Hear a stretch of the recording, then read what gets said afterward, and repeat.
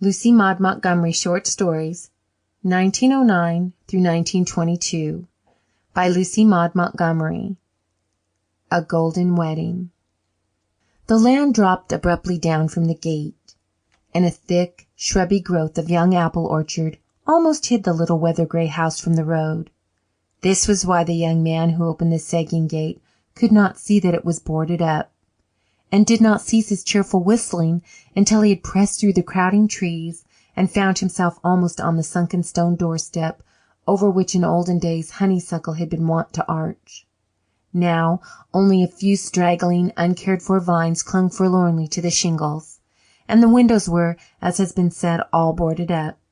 The whistle died on the young man's lips, and an expression of blank astonishment and dismay settled down on his face.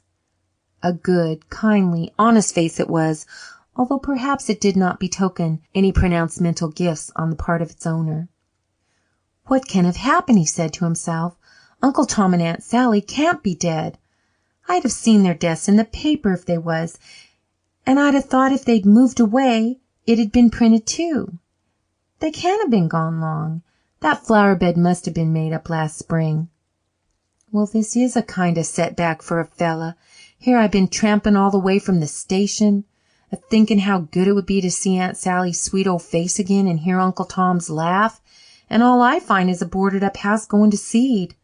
Suppose I might as well toddle over to Stetson's and inquire if they haven't disappeared too."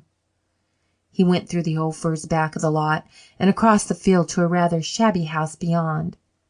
A cheery-faced woman answered his knock and looked at him in a puzzled fashion. "Have you forgot me, Mrs. Stetson?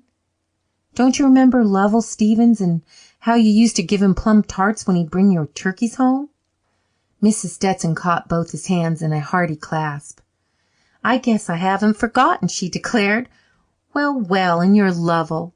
I think I ought to know your face, though you've changed a lot.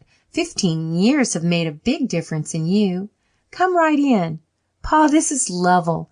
You mind Lovell, the boy Aunt Sally and Uncle Tom had for years?"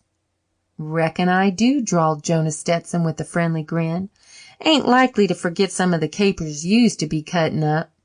You've filled out considerable. Where have you been for the last 10 years? Aunt Sally fretted a lot over you, thinking you was dead or gone to the bad."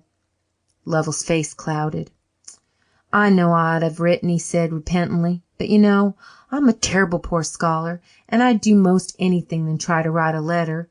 But where's Uncle Tom and Aunt Sally gone? Surely they ain't dead." "No," said Jonah Stetson. Sample complete. Ready to continue?